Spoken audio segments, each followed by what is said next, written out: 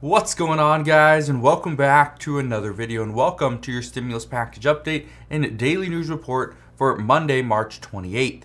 So we actually have some stuff that we need to go over because I've been getting a lot of questions regarding an additional check. Now, I want to touch on that in just a moment because right now there's so many fake reports out there that we're getting $1,000 check, a $2,000 check. Some will be getting recurring checks. I want to address what is really going on because right now there's no checks. We also got some recession warnings that I want to provide to you.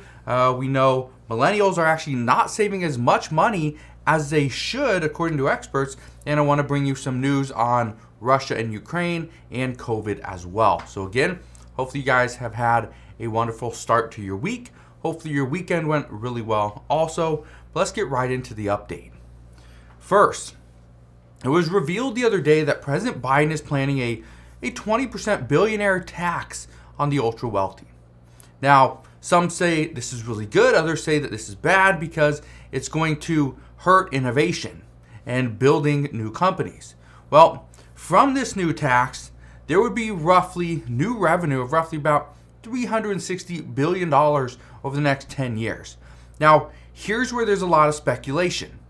Because as we see additional revenue, especially tax revenue, what many people are talking about is we're going to see more to the American people. Now, it was revealed in multiple articles and a lot of social media pages that President Biden is going to be planning on sending out additional checks to the American people to help them with rising costs. However, this is very unlikely. Here's the reason I say this. Right now, this is very unlikely because of a couple things. Number one, if the Biden administration sends out stimulus checks to the American people, the problem is that it's going to contribute to higher prices.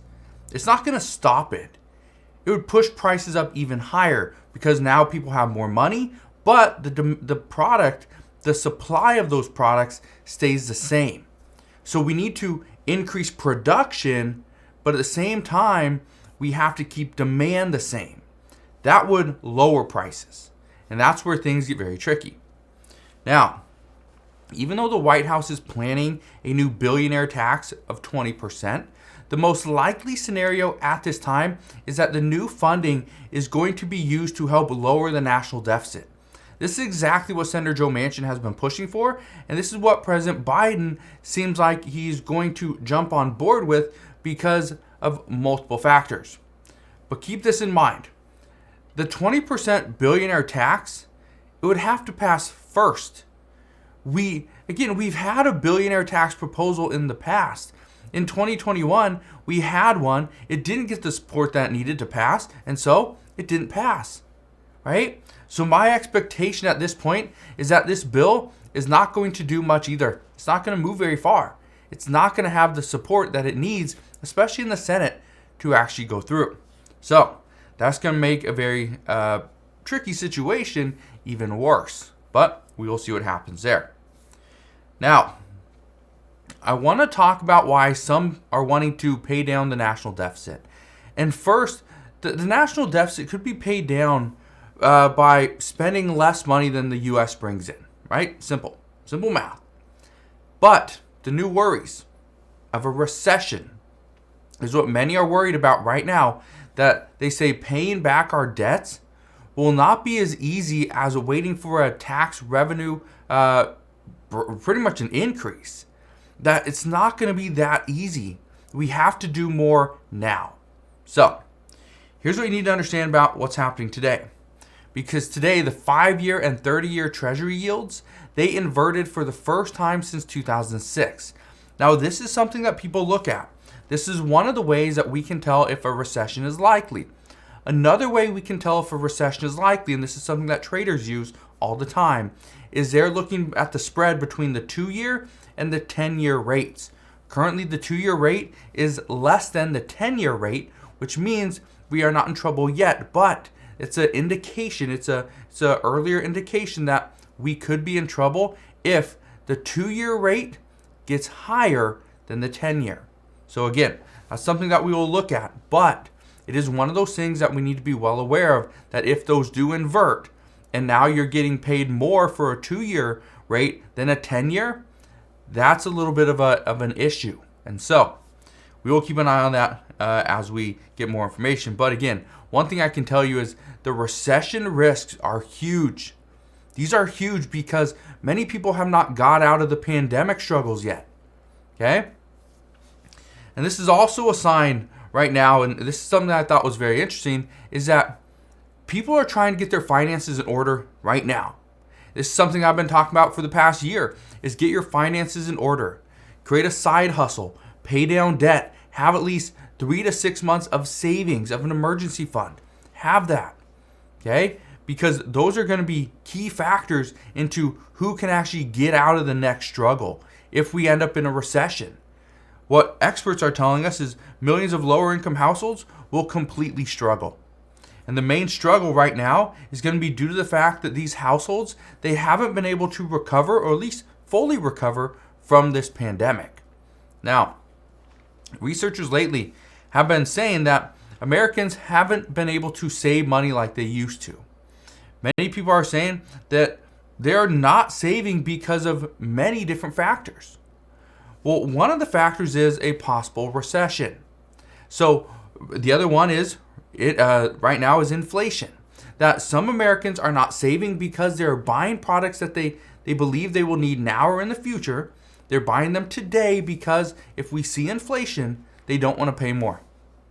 Well, here's what I can tell you. When Americans are turning to their savings and investments to try to make it through tough times, some people are going to have an easier time than others. Because at this time, researchers are telling us that millennials, these are people ages between the ages of 26 and 41. They're saying that millennials are not saving as much money as they should and not investing towards retirement. They're instead putting this money off and waiting for things. Just waiting. They're not doing much. But at the same time, Gen Z, they are actually investing now so that they can retire at a normal age. Now, according to researchers, many people have changed the way that they are saving and spending money over the past 2 years. Those who have actually been through a crisis like this before, they're more likely to spend as they understand that it's a cycle. But this is also a bad thing. Researchers say that the newer generation is less likely to spend as this is their first time seeing such a dramatic swing in our economy. Now, let me provide you with a quick little story because I went through the dot-com bubble, right? I was very young, but I went through it. I remember very well what happened in 2008, 2009. Now, in 2008, I didn't want to spend any money. I honestly didn't. But I was being educated by family members who went through a previous crisis. I was constantly trying to learn and stay informed as to what the best thing to do in real estate and the stock market would be. And eventually, when I felt comfortable, but again, it took a little bit.